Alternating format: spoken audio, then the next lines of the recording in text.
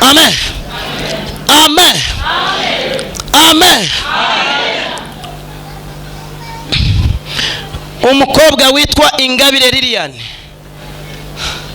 Haleluya haleluya haleluya. Umukobwa witwa Ingabire nde natera intambwe aze hano, natera intambwe aze hano, natera intambwe aze hano, natera intambwe aze hano. Buriya rero bwira munyambwira ngo ibijya gushya birashyuha. Mubwire ngo impamvu ubona ibibazo byari byiyongereye nuko bigiye kugukurwaho. Yego ibijya gushya birashyuha n'ukuri kw'Imana.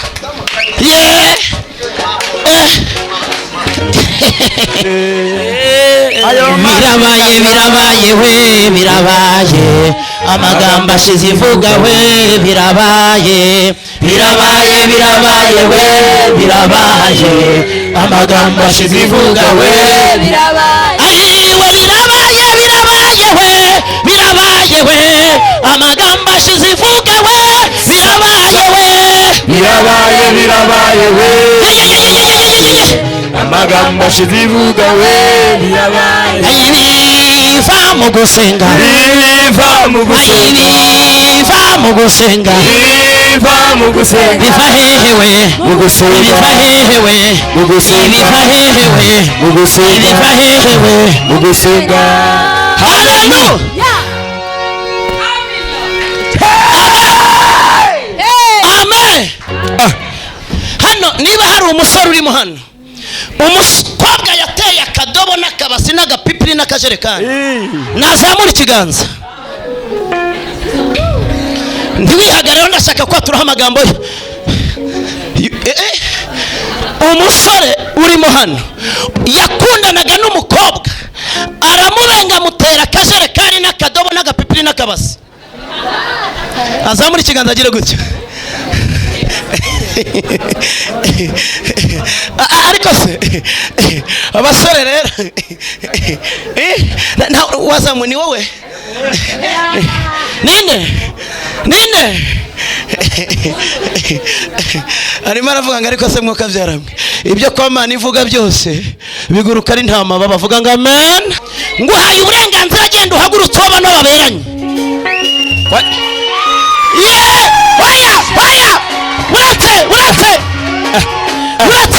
Uretse muhagarare. Nshaka abasore bose barimo hano bahaguruke, abasore barimo hano bahaguruke, mutari intambwe muze hano, mumwegere abandi bagomba gutera intambwe. Ni mumuzamure kuko Imana aramuzamuye, mumuzane mu kirere mumugeze hano hejuru. Wasezeranyije profete kuzamwubakira urugo rwiza, ukuri Imana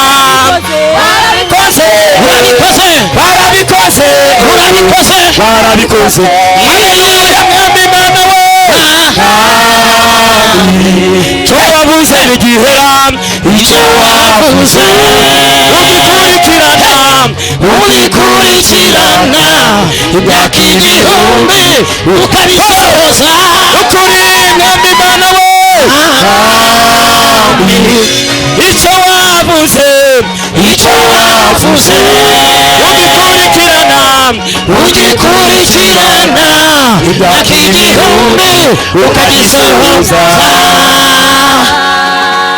Amen.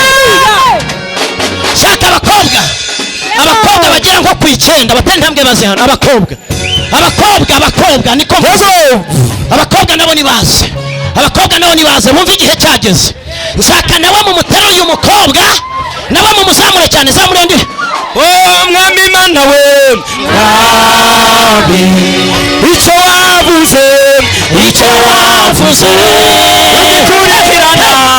ugikurikirana imyaka igihumbi ukagisohoza. Nimamo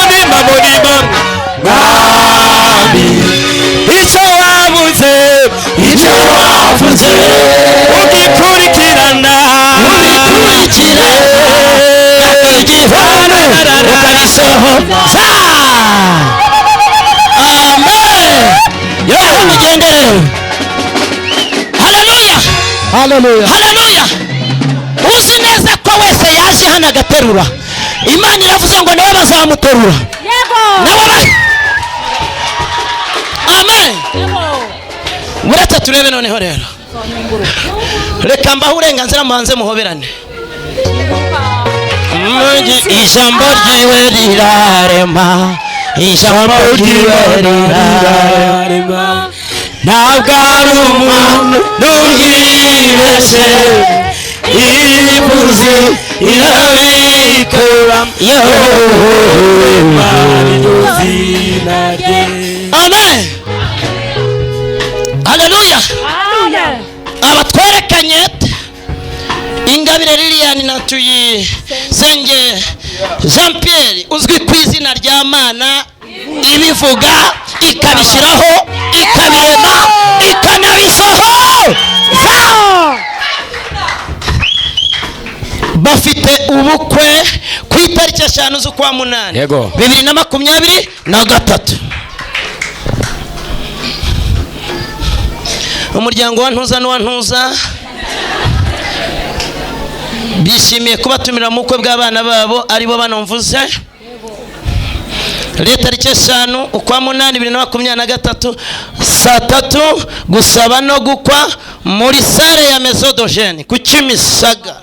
Abantu batazi ku Kimisagara uzamukariya ku muhanda wa Nyabugogo ukarenga ku kidirisha ugeze ahagana mu Kovu, ariko udakomeje ubona gataje kari ku muhanda ukamanuka hepfo gato Maison d'Ogene. Naho ndagushimiye washatse ahantu mwarebye ahantu heza, ntabwo bitugora kuhagera, n'abamaguru tuzaza tubwenga amina cyane. Ngewe rero iyo nsomye invitation mbashaka ahantu hamwe aho kubirira muvugenga amina. Amen. Nibyo gusezerana saa 8 imbere y'Imana mu rusengero rw'umurage wabera Kagugu kurara rume, ni hafi hano, ni ku muhanda, ntabwo ari kure cyane. Nyuma y'iyo mihango batumiwe tuzabirira he baza nyeganyeza myamyango kagira inkuru. Haleluya. Amen. Haleluya. Amen. Haleluya.